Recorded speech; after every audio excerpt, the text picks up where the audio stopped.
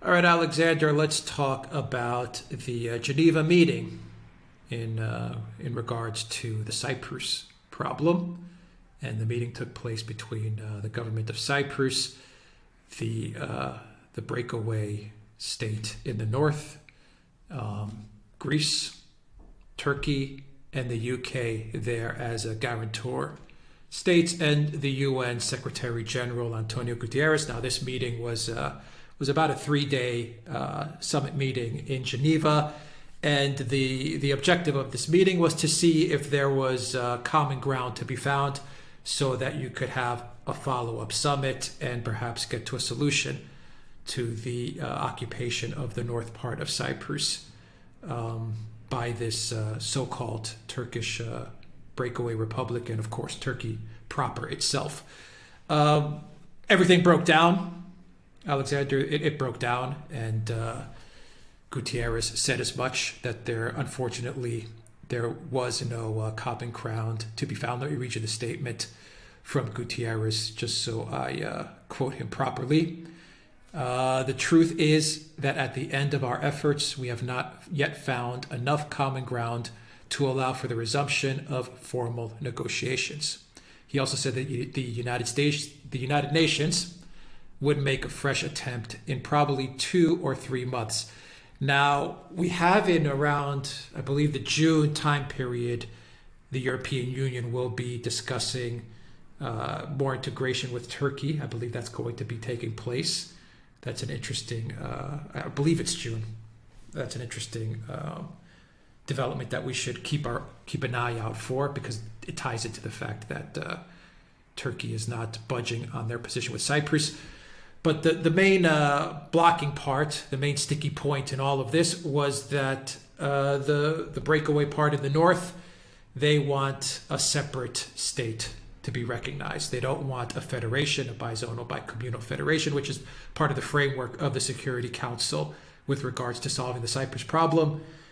This time around, Tatar, the leader of the northern part, wants a 2-state solution. In other words, he wants the north part to be recognized as a state. No one recognizes it. To be recognized as a state, and to have negotiations begin under that assumption. Obviously, the UN could not agree to that. Obviously, the Republic of Cyprus could not agree to that. And there you have it. Here we are where we are. Of course, full disclosure, I'm in Cyprus. I'm a Cypriot. You're Greek. So you're Greek and you're English. So you're part of the 2 countries which are guarantor states. There was some criticism from the Greek side that the UK and RAB was siding very much with Turkey during the negotiations. I don't know if you want to address that as well, but the UK has had very friendly, as far as Cyprus is concerned, has traditionally had friendly relations with Turkey as far as the negotiation process would take place in the past. They've always seemed to side a little bit more with Turkey. I've never understood that dynamic either. But anyway, your thoughts on everything? No. Well, let's start with Britain. I mean, Britain has consistently wanted to maintain close relations with Turkey. It consistently sees Turkey as an ally. It's done so ever since the 19th century. The Crimean War was a war which Turkey and Britain fought together. The basic reason is straightforward, which is that Turkey is a key ally for the United States, for Britain in Britain's permanent feud against Russia. So they don't want Turkey slipping away, and as the British would see it, falling under Russian influence. I mean, this is the one and only focus of British foreign policy in that part of the Middle East. And of course, I would add and Eastern Mediterranean. And I would add, of course, that there's all sorts of British people who have, in the Foreign Office, in the various think tanks in London, who are now deeply invested in that policy. So Britain always, in the end, comes down on the side of Turkey in every one of these quarrels, because from the British point of view, Turkey is geopolitically more important because it has to be preserved as the adversary of Russia. Now, can I just make a general observation about this whole situation? The European Union is imposing sanctions on Russia because Russia is backing the 2 breakaway republics of the Donbass, the Donetsk and Lugansk People's Republics. The European Union refuses to recognise any of the steps that Russia has taken with respect to Ukraine, with Crimea and all the rest. And it is pursuing a policy of basically confrontation with Russia over that issue. Turkey actually invaded Cyprus in 1974 with its army, air force and navy. This wasn't, an internal uprising. It was actually a Turkish invasion. Turkey carved out this territory in northern Cyprus, installed a government there, and calls it the Republic of Northern Cyprus, or whatever it is that it calls it. And what happens? The European Union talks about integration with Turkey, and Britain, which is so strong in its opposition to Russia, backs Turkey in the negotiations. So what the European Union and Britain, and the United States also, by the way, say about Russia and the Donbass and Crimea clearly does not apply where Turkey is concerned. I'm just making that point simply because, as a Greek person, I think it's a point that should be made. We, that is to say the Greeks and the Cypriots, are victims of a geopolitical play with respect to Turkey, which, of course, when it's Russia, is played differently. Now, I just want to make that point. Can I make one more? Can I just say one point on what you're saying real quick? Greece and Cyprus, if I'm not mistaken, they have to vote in the EU for those sanctions to go through. So they actually vote to sanction Russia on these issues with regards to Donbass and East Ukraine. Yeah, absolutely, and have accepted severe economic losses in consequence, and are called disloyal if they ever raise any word of criticism of these actions, because of course Greece and Cyprus are, heavily integrated, or were at one time heavily integrated in trade with Russia. So I want to make these points. I mean, people talk about the situation in Cyprus, and they talk about the situation in Ukraine in completely different ways, even though the Turks have done openly in Cyprus what the Russians are accused of doing in Ukraine, at least in the Donbass. It's quite remarkable, actually. Now, on this question of the Turks insisting upon the outright independence of northern Cyprus, well, if that ever happens, there's not going to be any negotiations, because what would there be to negotiate about? The Turks would have got their state. They would say in that case, we don't need to negotiate.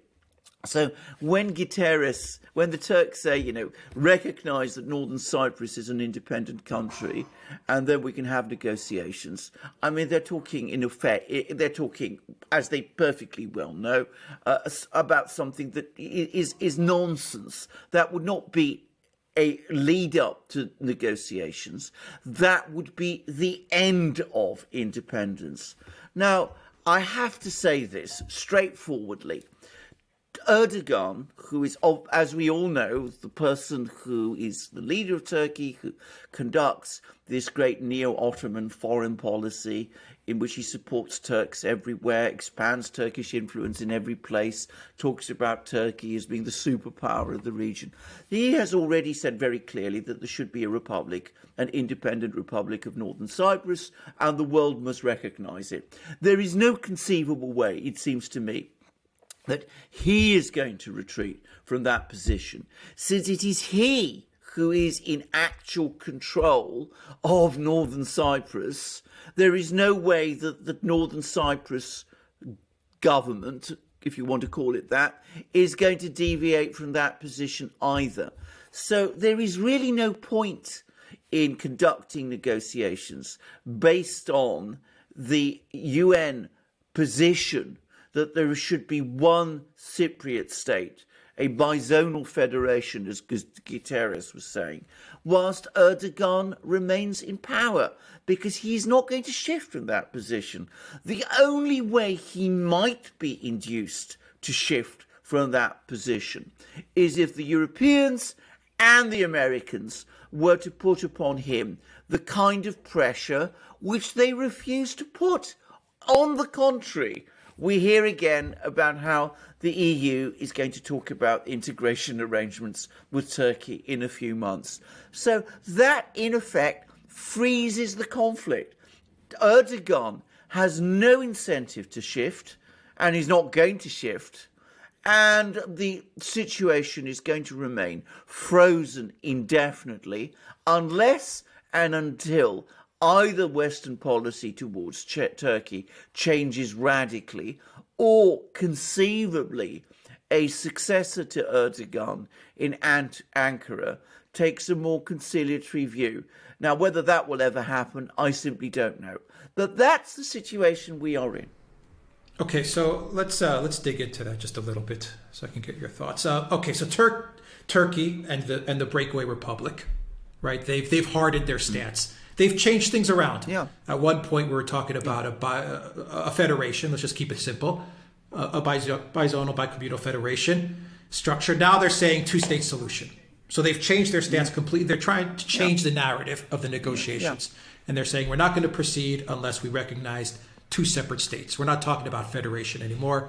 We're talking about two separate states negotiating.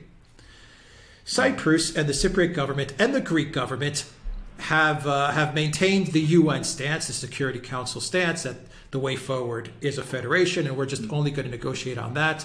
And we've been at this for 40 plus years now, and nothing's happened. Cyprus has British bases in Cyprus, even though the British consistently side with Turkey on these issues, and they are a guarantor nation. We've 100% pivoted towards EU, US, NATO. We've completely cut off all bridges towards Russia as well. That's both Cyprus and Greece. Greece has been hollowed out by the US, by the EU with all the austerity. So Greece is a fraction of the power that it used to be. So they can't even exert that much leverage on Turkey at all. Actually, they're a fraction of what they used to be. And then you have the EU, where the Cyprus government is super Merkel friendly. They're super German friendly. They're super EU friendly. And every move they make, they always talk about, well, we'll negotiate, and I'm paraphrasing, we'll negotiate with Turkey, but of course, everything is going to be with the help and with the assistance of the European Union and Borrell and von der Leyen, and before that it was Juncker and Tusk and Morgani and so on and so forth. They never change their tact. They never change their strategy. And going off of what you said, the EU has always supported Turkey. Always. Yes. They had a chance to sanction Turkey 3 months ago. They didn't do it. Merkel has shied away from taking a tough stance towards Turkey, even though we know that much of the problems were induced by Merkel and Erdogan with regards to the migrants and with Syria. No one talks about what Turkey did to Syria either, by the way. No one talks about that. My question, as I say all of this, isn't it time? Because I'm not only going to put the blame on Turkey and the North with the way they hardened their stance. Isn't it time that Cyprus and Greece change up their approach? How about, and this may be radical, just my opinion, I'm not saying, how about you tell the British, get your bases off the island tomorrow? How about if you play some diplomacy with the Russians? Once again, you don't want, it's a dangerous game. You don't want to piss off the Americans. You don't want to piss off NATO because they could give the green light to Turkey to invade. But isn't there a formula where Greece and Cyprus could at least get a little more creative, get in the diplomatic game a little bit? Well, absolutely, of course there is, and that's why Greece loses. That's why Cyprus loses, because they rely upon the support of the British, the Americans, and the Europeans, and especially in the case of the Europeans and the British, that support is never forthcoming. I mean, it's sooner or later. I will tell you where this is going to end, because the Turks have played that very game that you've been saying of, tilting towards the Russians, gaining leverage over the Europeans that way. So the Europeans, the Americans and the British say, we've got to give more to the Turks in order to keep them from going over completely to the Russian side. So we make concessions to them. Sooner or later, the Americans, the British and the Europeans will turn round to the Greeks and they will say, well, look, this situation has gone on so long now that we need to keep Turkey on side. So you must accept that there is going to be an independent Republic of Northern Cyprus. And if you don't, we're going to recognise that anyway. And at that point, because of this overcommitment to the EU, especially to the EU and to the US, Greece has no cards to play. Cyprus has no cards to play. Because we aren't playing them. I mean, we've thrown them away. We are over dependent on one group of Western nations, which ultimately have a much bigger geopolitical game to play in that part of the world, and Turkey is important to them, and they believe rightly that because of their extreme loyalty, they can take Greece and Cyprus for granted. So sooner or later, they will. They will. That's the real trajectory of this. The Turks have hardened their position. And at some point, as night follows day, the British, the Germans, the Europeans, the Americans will come to it. Because they always do. Because the Greeks give them, especially the Greeks, give them no reason to do otherwise. If the Greeks had a more equidistant position between the EU and Russia and the other big blocs, they would be able to say, well, hold on a moment. If you start playing that kind of game with the Turks, well, we are going to look for new friends. And we've already got options, and we're going to pursue those options. After all, that is what Erdogan does. That gives him strength. Greece doesn't do that. Cyprus doesn't do that. And as a result, its influence is, their influence is collapsing. Yeah, they allow Turkey to be creative with their geopolitics and their foreign policy, but we're literally saying the same thing for the past 40 years. No. And there's zero creativity in the way we approach these problems. And there's no gamesmanship. We're not playing the game at all. At all. And my question comes to you is, what comes next is a two-state solution de facto, because you're not going to solve anything, so it's just going to become a two-state solution. Absolutely. I think the EU will tell Cyprus and Greece, look, this is the situation, just accept it. If you have that two-state solution, Cyprus eventually will be taken over by Turkey. I think that's a given. I don't think you'll be able to stop that. And eventually, you are going to get to the point, and Erdogan has made this claim, and he is saying it out loud, so he's not hiding his cards. You are going to get to the point where those islands, right around Turkey, those Greek islands, Turkey's going to lay claim to them, and they're going to press the issue, and eventually, and the Greeks may not want to hear it, eventually over time, Turkey will get those islands because they play the game. That is the difference. How does Greece, though, how does Greece play the game when it's so weak? Over the past 10, 15 years, it's become so damn weak on every level, political, economic. Yes. I mean, Greece is just, it's not even, it's such a hollowed out country at this point in time. What do they do? Because Cyprus is little. Well, they need Greece. How does Greece assert itself again?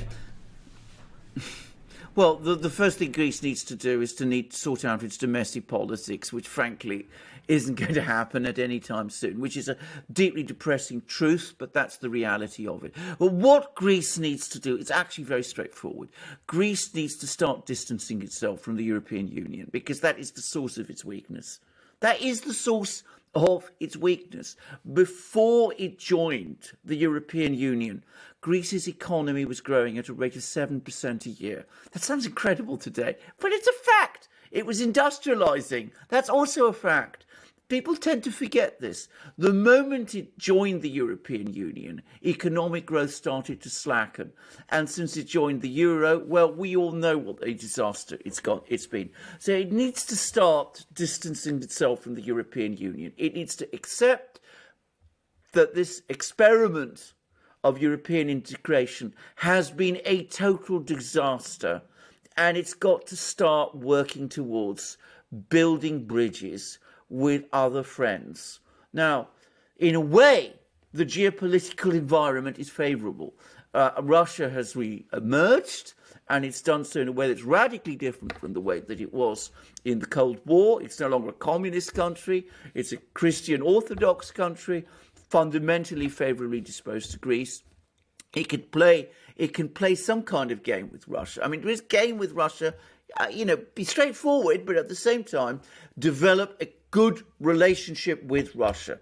It can take strong positions within the EU Council over this, to the extent that it wants to remain part of that. It can say, for example, sanctions we are not prepared to go along with anymore, because at the end of the day, we're not getting anything. We're being loyal to you, and you're not being loyal to us. That's the first thing. And of course, it's also got another fact that beyond Russia, there's also China. The Chinese are already economically involved. Now, you can do that. You can unscramble. You can start talking with these people. You can start working towards building bridges with them. But in order to do that, you have to do that major first conceptual step, which is start accepting that the EU is not a solution for Greece and its problems, and for Cyprus too. It is the cause of those problems. Now, that if you start to think in that way, then you start to see the sort of things you might be able to do. If I could just indulge in a little Greek history, the Greeks need to think back to their former statesman, Eleftherios Venizelos, who was the leader of Greece before, during and after the First World War in the 1920s. And he was a brilliant diplomat, and he knew exactly how to talk to all the great powers. And at times he was very friendly with Turkey. He developed a very close relationship with İnönü, who was the foreign minister of Turkey at the time when Mustafa Kemal Atatürk was the leader of Turkey. And he had that skill. He had that ability to do exactly what you say, to play the game. And at the moment, we're not playing the game. We are just loyally turning up to these meetings brokered by Guterres, who, by the way, I get the impression is, for what it's worth, a decent man. Guterres and the British. And ultimately, we have nothing important to say. We just repeat ourselves, saying all the things we've been saying for 40 years, even though it's increasingly clear that fewer and fewer people are listening, because they take us for granted. Yeah, we'll leave it there. Guys, I will drop a 10% discount code to the Duran shop down below. Use the code REALNEWS at checkout to get 10% off all merchandise. Take care.